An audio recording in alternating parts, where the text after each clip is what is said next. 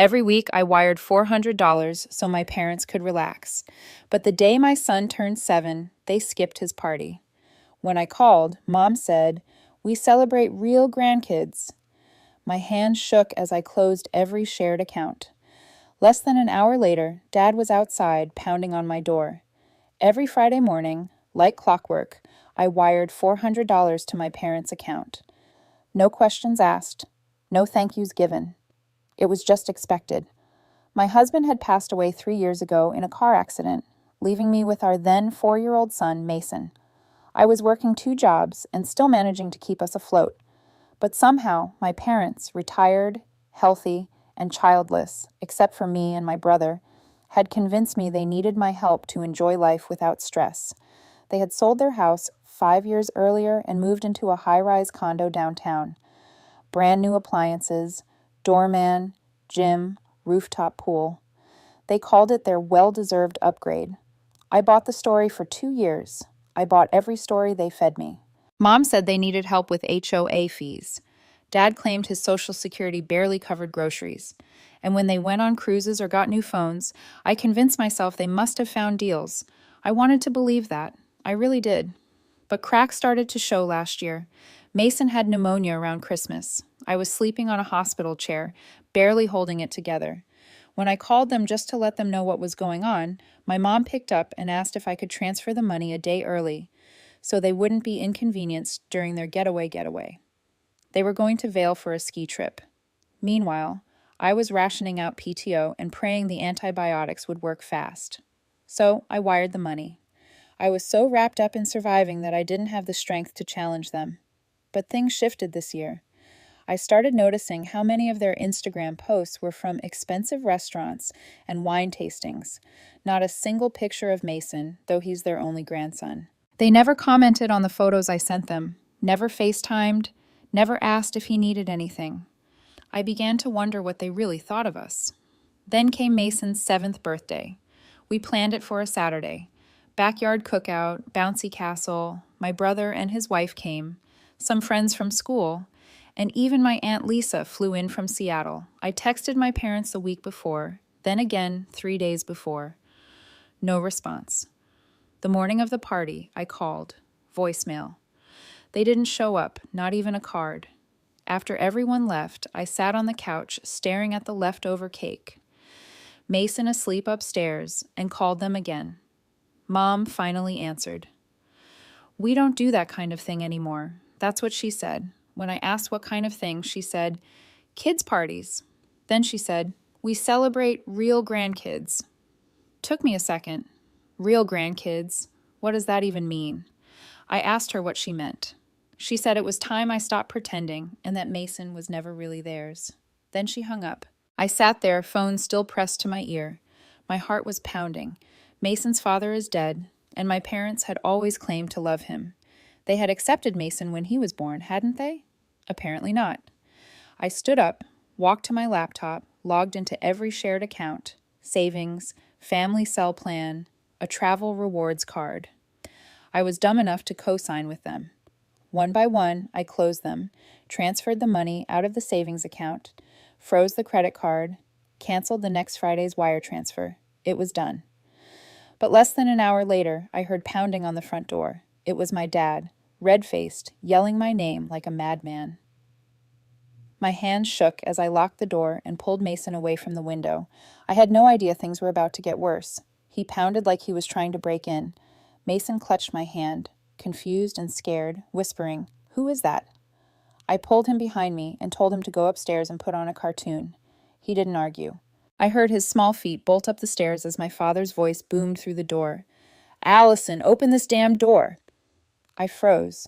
Not because I was afraid he'd get in, but because I never expected to hear that kind of rage coming from my father. He'd always been the composed one, smug and passive-aggressive, never loud or confrontational, but now he was stomping on my welcome mat, spitting accusations at the top of his lungs. "You think you can cut us off after everything we've done for you?" My hands were shaking. I quietly locked the deadbolt, even though it was already latched. I didn't know what he was capable of. I backed away and grabbed my phone, started recording. I wanted proof. Something told me this wasn't going to be the last time. He didn't stop yelling. said I was being selfish, that Mom was devastated, and that I was ruining the family. He called me ungrateful more than once, said I was punishing them because I was jealous of their retirement lifestyle. That part almost made me laugh. They had me convinced they were barely scraping by, and now he was shouting about his lifestyle like I'd taken a yacht away. Then he said something that made my stomach twist. You think you can erase us from your life and keep our money? Our money? The way he said it, like everything I'd given them was part of a contract. Like I owed them a lifetime subscription to my bank account just because they raised me. I called Jake. He picked up right away and asked what was going on. I didn't even have to explain much. Just told him Dad was outside screaming and that Mason was upstairs scared. I told him what Mom said on the phone about Mason not being a real grandkid. There was a pause. They said that Jake's voice dropped. I could tell he was already in his car. 10 minutes later, I saw him pull up. He didn't even glance at Dad, just walked past him and knocked on my door. I let him in. He hugged me tight, then looked around and asked where Mason was. I told him he was upstairs, probably still watching TV. Jake stepped back outside. I stayed by the door, but didn't open it all the way. I watched through the crack as Jake confronted Dad. You need to leave right now. Dad laughed, like Jake was just being dramatic. I'm serious, Jake said. You're scaring Mason. If you don't leave, we're calling the cops. You're siding with her? Dad's voice cracked. Jake didn't say anything. He just stared at him until Dad finally threw his hands up and stormed off, muttering about how ungrateful we both were. I watched him disappear down the driveway and finally exhaled. Inside, Jake and I sat at the table. I showed him the transfer history. Every weekly $400 I'd sent for the last 2 years. I showed him the texts I'd sent about Mason's party, the ones Mom ignored. They told me they were broke, he said. That's why I gave them 10 grand last year. 10,000? Yeah. They said they'd sell the car if I didn't help. We just stared at each other. Then he said something I didn't expect. I want it back, all of it, and I'm giving you half. That money was supposed to be for family, not for cruises and spa weekends. I didn't know what to say. I didn't even know how to feel. But for the first time in a long time, I didn't feel alone in this. That night, Mason came downstairs in his pajamas and asked if Grandpa was gone. I nodded. He asked why he was yelling. I didn't know how to explain that the people who raised me were not the people I thought they were. Some people don't know how to be kind, even when you love them, I said. He thought about it for a second and said, I'm glad Uncle Jake came. Me too, I told him. But in my gut, I knew this wasn't over. They weren't going to let go that easily. The next morning, I woke up to 22 missed calls, 12 from Mom, 6 from Dad, and 4 from numbers I didn't recognize. There were also 3 long emails sitting in my inbox, all from Mom, each more dramatic than the last. She said I'd humiliated them, that I'd made my father physically ill with stress, that Jake had disrespected the family and turned into a traitor, and that they couldn't believe I would steal their retirement fund. Retirement fund. That was how she described the savings account I had opened in my name and added them to. She said I had broken her heart, that I had no idea how hard it was to raise a child alone, that I was turning Mason against them and damaging him psychologically by filling his head with poison. I wanted to scream or cry or laugh, anything but sit there reading her words like they were supposed to mean something now. Jake came by later that day. He brought Mason a new set of Legos and pulled me aside, said he had called Mom, that he asked for his $10,000 back. She told me to sue her, he said. I blinked. She said that? Yeah. She said if I really wanted it, I could take them to small claims court. She said you and I are trying to destroy them because we're bitter about being middle class. Middle class, I repeated. Jake raised his eyebrows. Apparently that's an insult now. We both sat down. He told me he'd already spoken to a lawyer friend from college, that technically he could get the money back because there was an email trail, and he was going to try. Then he said something else. Mom and Dad told Aunt Lisa not to come to Mason's party, said it was going to be uncomfortable because of family tension. That's why she looked confused when she got here. She didn't understand what they meant. They lied to her, too. I didn't know what to say.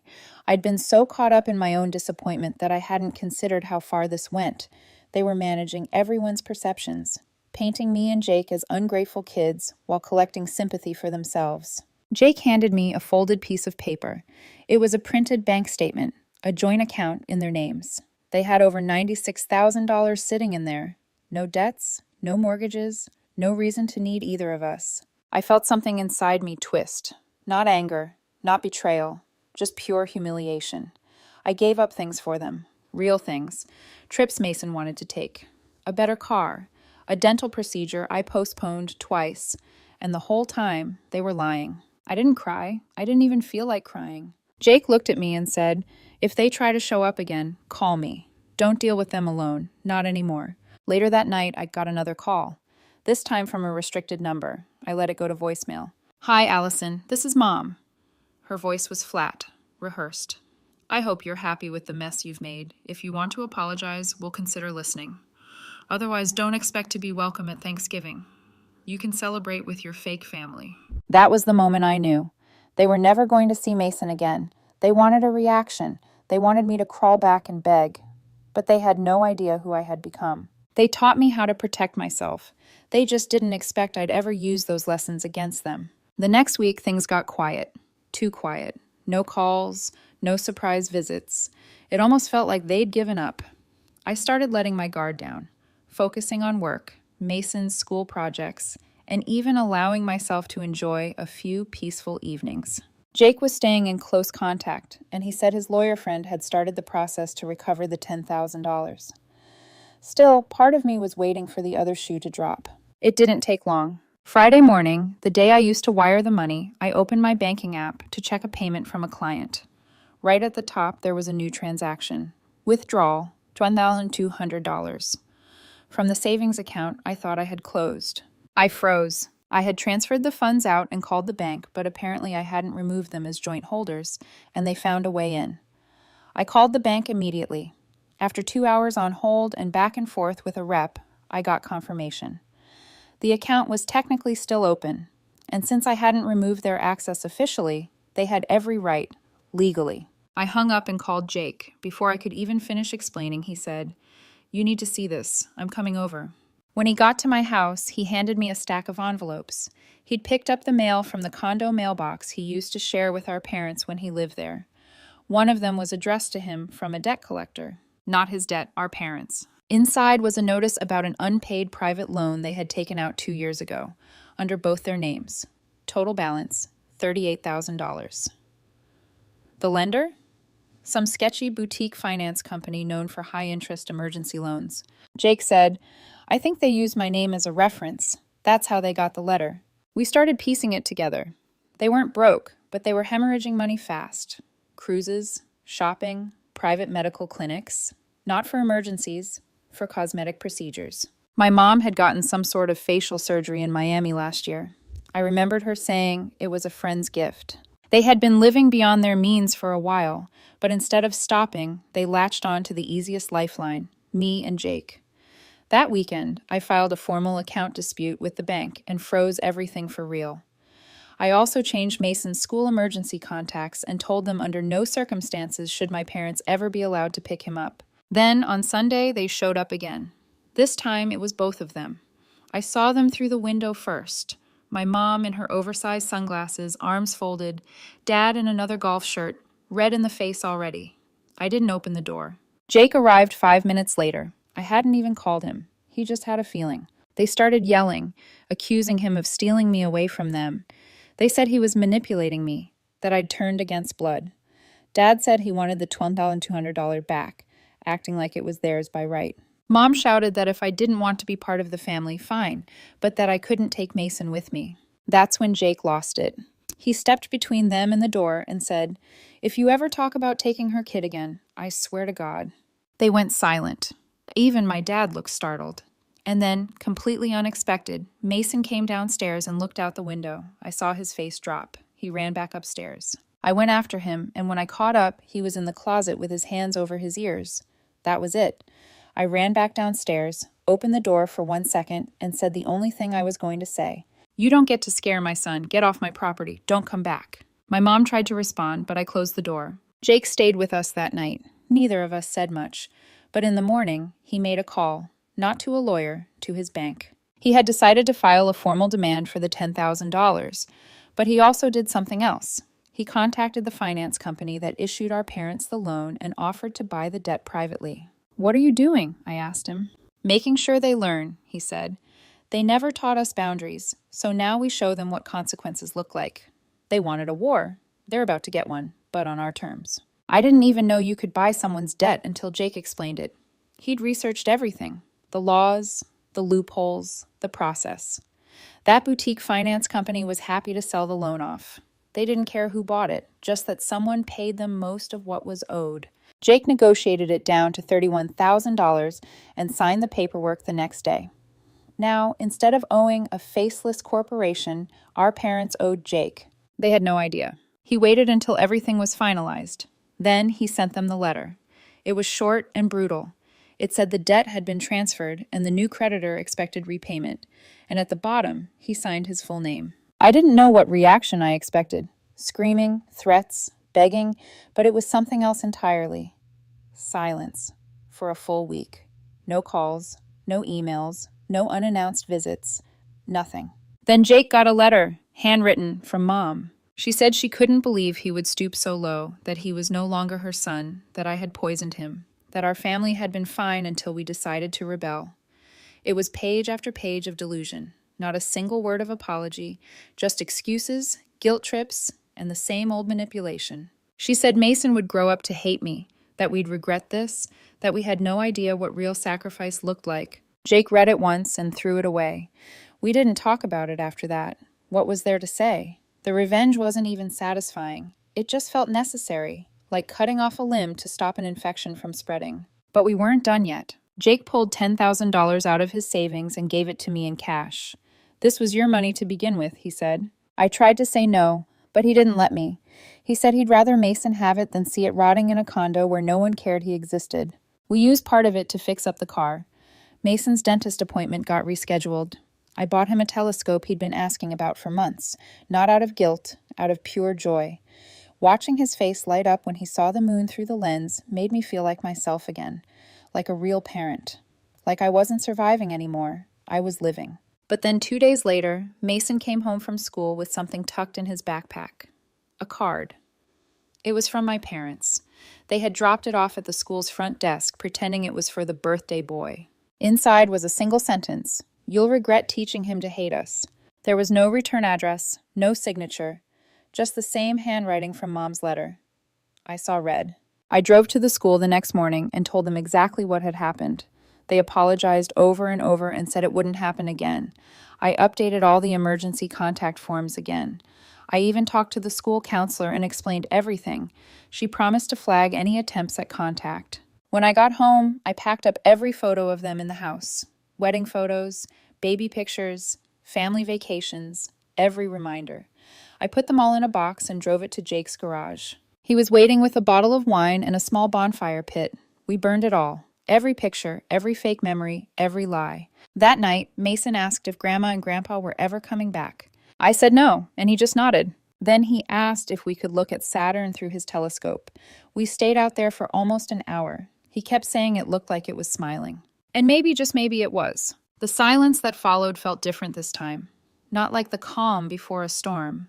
More like the end of a noise you've lived with so long, you forgot it wasn't supposed to be there. No more screaming, no more guilt, no more lies and envelopes. For the first time in years, there was space to breathe. Jake sent a final notice to our parents a few days after the bonfire. It said they had 90 days to begin repayment, or he would file a lien against the condo. There was no emotional language, just terms, just law. They didn't respond. We didn't expect them to. I took Mason on a road trip that weekend, just the two of us. We drove up the coast, stayed in a cheap little motel, ate pizza in bed, and hunted for shells along the beach. He told me it was the best weekend of his life. I believed him. It was definitely one of mine. When we got back, there were 2 voicemails waiting on the home line. One from Mom, one from Dad. Mom said she didn't recognize the woman I'd become, that I'd let bitterness and jealousy rot my soul, that she hoped I'd raise Mason better than I turned out. Dad's was quieter. He said he was disappointed. That family is supposed to forgive, that I'd broken something that couldn't be fixed. I didn't listen to either message all the way through. I deleted them both. I changed my number that same night. The next morning, I messaged Jake and told him I was done. Not in a temporary, emotional way, permanently. No more middle ground, no updates, no second chances. I had given them 2 years of financial support, countless sacrifices, and far too many pieces of myself. And in return, they humiliated me, dismissed my son, and tried to twist every boundary I put in place. "There's no going back," he said. "Good." Then he said he talked to the lawyer about the lien. 3 weeks later, he served them the formal notice. They showed up one last time. I wasn't home. Jake was. He told me later that Dad stood there silent for most of it. Mom did all the talking. Accusations, blame, the usual. She demanded to know where I was. Jake told them I'd made my choice, that they weren't welcome anymore. She said, "So that's it? She cuts us off and hides behind you?" Jake didn't argue. She said, "We were good parents." And Jake said, "No, you were just parents. There's a difference." That was it. They haven't contacted me since. Not a text, not a letter, not a third-hand message through a cousin, nothing. I saw a photo of them a month ago, tagged in someone else's social media, still in that same condo, still wearing matching tennis gear like they just walked off a cruise. But they looked older, smaller, like something had shrunk in them. I showed Mason the photo, asked him if he remembered them. He looked at it for a second and said, "That's the lady who was mean about my birthday, right?" I nodded. He didn't ask anything else, just went back to his Legos. That night, I lay in bed and realized I felt no sadness, no guilt, just relief. My parents are gone. Not dead, but gone in the way people go when they choose themselves over everyone else again and again. And I don't miss them. I never will.